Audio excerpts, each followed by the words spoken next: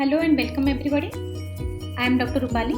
Today I will be discussing on effect of slower versus faster IV fluid bolus rates on mortality in critically ill patients, the BASICS randomized clinical trial recently published in JAMA 2021. Fluid bolus is the mainstay of resuscitation in critically ill patients with poor perfusion, but there is no clear guidance on infusion rate during fluid challenge in ICU patients. Higher rates improve macrohemodynamic parameters at a faster rate like mean arterial pressure, stroke volume and cardiac output, but faster infusion rates can rapidly expand intravascular space leading to interstitial or worsening tissue edema, thereby organ failure. Data from the famous FIST trial found that fluid bolus lead to worse outcome and more cardiovascular collapse in African children, and the difference in outcomes attributable to fluid composition might be magnified by faster infusion. Fluid bolus is usually given with 500 ml liquids over 20 to 30 minutes, but there are reported major variation in practice among centers, and also decision to give bolus has remained mostly empirical despite various objective parameters have been proposed. The hypothesis of this study: BASICS balanced solutions in intensive care study to evaluate a slower fluid bolus rate 333 ml per hour versus control infusion rate 999 ml per hour to assess whether slower infusion rates would be associated with improved 90-day survival in critically ill patients. Coming to methods, it was conducted at 75 ICUs in Brazil, unblinded randomized factorial trial. Effects of two different infusion rates to be used during fluid challenges as discussed reported in this article, and effects of two fluid types like plasma-lite versus 0.9% saline has been discussed previously in BASICS 1. Written informed consent after enrollment was obtained from patient or next to kin, and IEC approval was obtained of coordinating site and all enrolling sites prior to enrollment. Patients were randomized if they needed at least one fluid expansion and were not expected to be discharged the next day after enrollment, and at least one of the following criteria for worse outcome out of the 6: older than 65 years, hypotensive, mean arterial pressure less than 65, systolic blood pressure less than 90, or use of vasopressor therapy, sepsis defined as suspected or confirmed infection plus acute organ dysfunction, use of mechanical ventilation or NIV or HFNC for the last 12 hours, early signs of kidney dysfunction, and liver cirrhosis or acute liver failure. Patients with AKI using or expected to require renal replacement therapy in the next 6 hours after admission. Patients with severe electrolyte disturbance, serum sodium less than 120 or more than 160. Patients where death was considered imminent in the next 24 hours, suspected or confirmed brain death. Patients receiving palliative or comfort care. Patients previously enrolled in the trial, they were excluded from the analysis. Randomization, they received fluid challenges at two different rates by infusion pump, control 999 ml per hour and slower 333 ml per hour. Randomization was done using web-based system. Assessment of fluid infusion rate was unblinded, and study fluids of 500 ml blinded bags were provided by Baxter, and adherence to study protocol was checked on day 1, 2, 3 and 7 of enrollment. Coming to interventions, in control infusion rate, it was started at 999 ml per hour. Basically, it reflected the current standard of care, which is 500 ml over approximately 30 minutes, and which corresponds to 999 ml per hour. And also, it was set at that rate that it usually the upper limit for infusion pumps, and slower infusion was set at 333 ml per hour. It was arbitrarily defined based on the data from the Finnish study, fluid challenge in intensive care cohort study, where they use 500 ml per hour, and the slower infusion was taken as it was less than 25 percentile in that fluid challenge.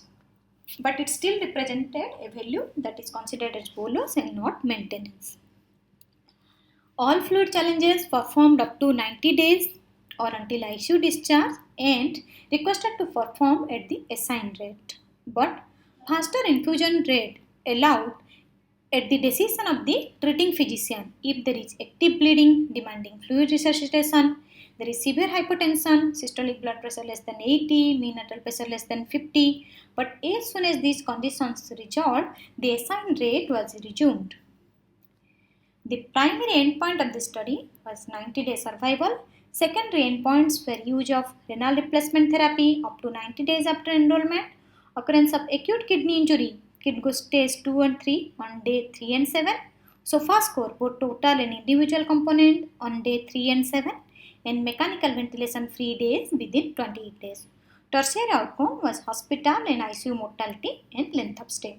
Total 11,052 patients were enrolled, considering 35% mortality assumed within 90 days for control group and 89% power to detect hazard ratio for mortality of 0.9 with an alpha level of 0.05 was considered, and it was assumed that there was no interaction between two fluid types and infusion rate.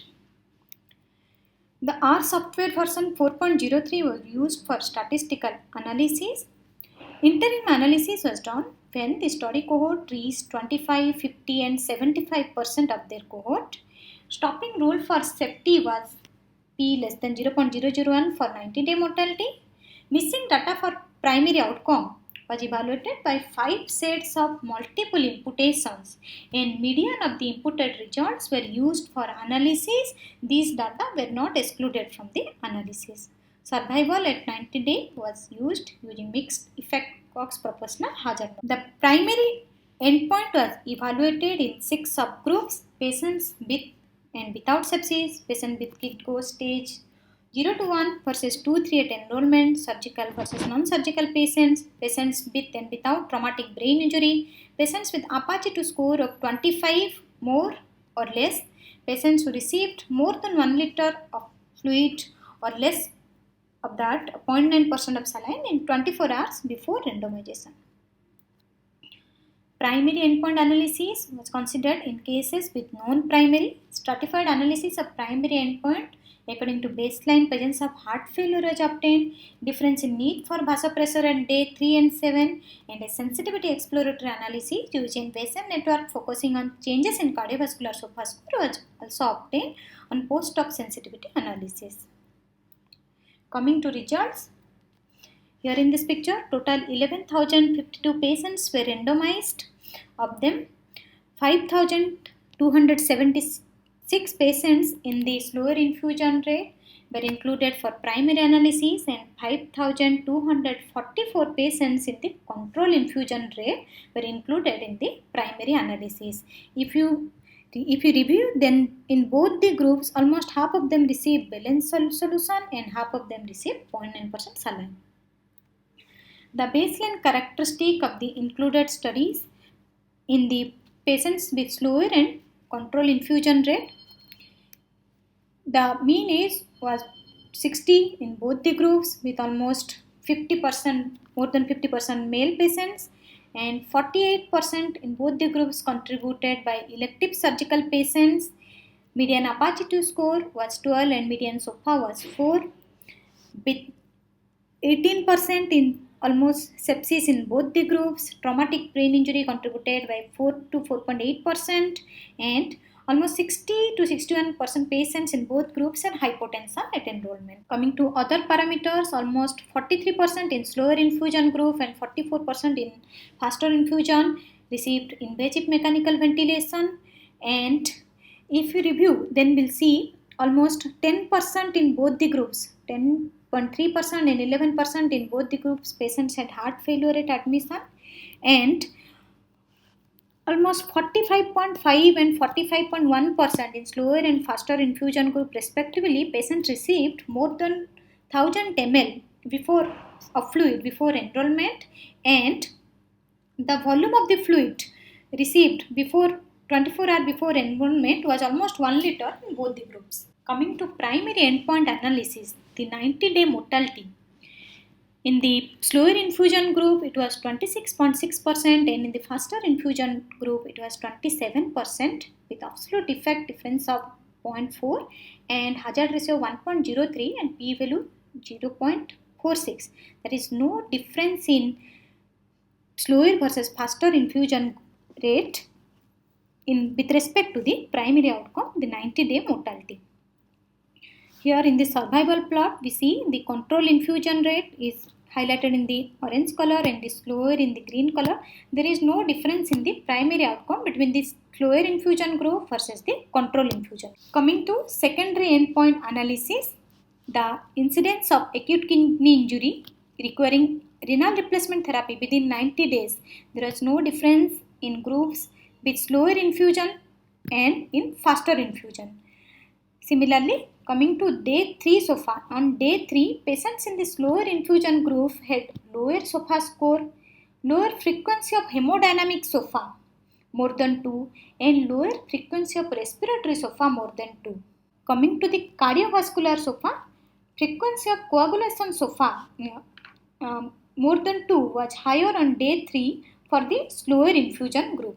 But if you see, none of these differences sustained on day 7 for patients who remained alive in ICU, and all other secondary parameters also not statistically significant difference between the two groups, including the mechanical ventilation free days between the two groups.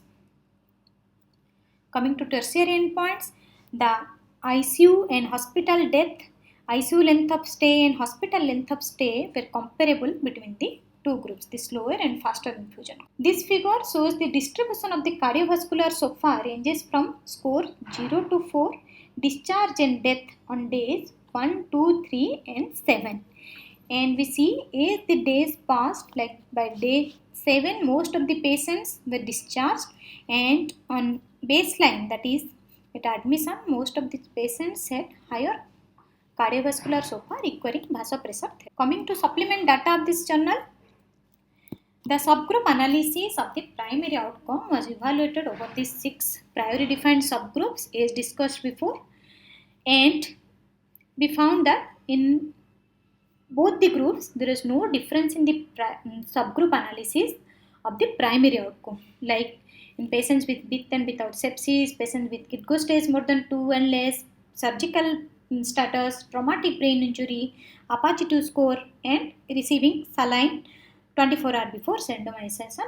All these did not affect the primary outcome analysis, that is there was no difference in 90-day mortality in the subgroup also. Coming to post-hoc sensitivity analysis, in E table 6, only patients with known primary were taken into account and the patients were excluded with missing primary endpoint. There also there was no difference in the primary endpoint of the 90-day mortality. Similarly, primary endpoint analysis was done for patients according to baseline heart failure diagnosis, and in this E table 7 we see in patients with ejection fraction less than or equal to 50%, in slower infusion rate almost 20.4% patients were there, in faster it is 16.5%, and there is no difference, that is patients with ejection fraction less than or equal to 50% also, the primary outcome did not differ between these two groups. Coming to hemodynamic SOFA at day 3 and 7 according to infusion rate and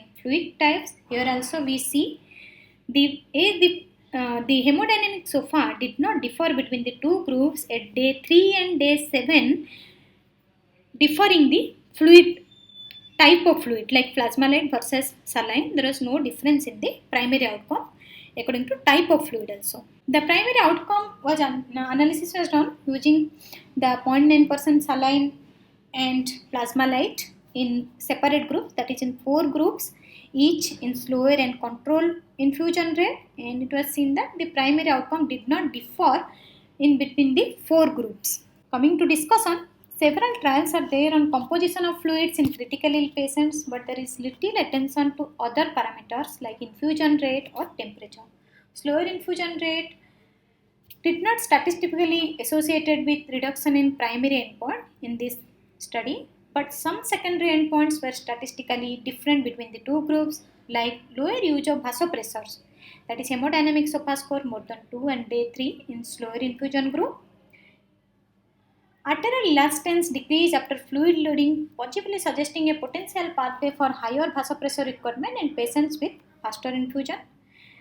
The results were of but small magnitude, reduction in absolute magnitude of only 2%, and they did not sustain over the 7 days and did not reflect any patient-centered outcomes also. The respiratory effects, that is lower frequency of respiratory SOFA in slower infusion group.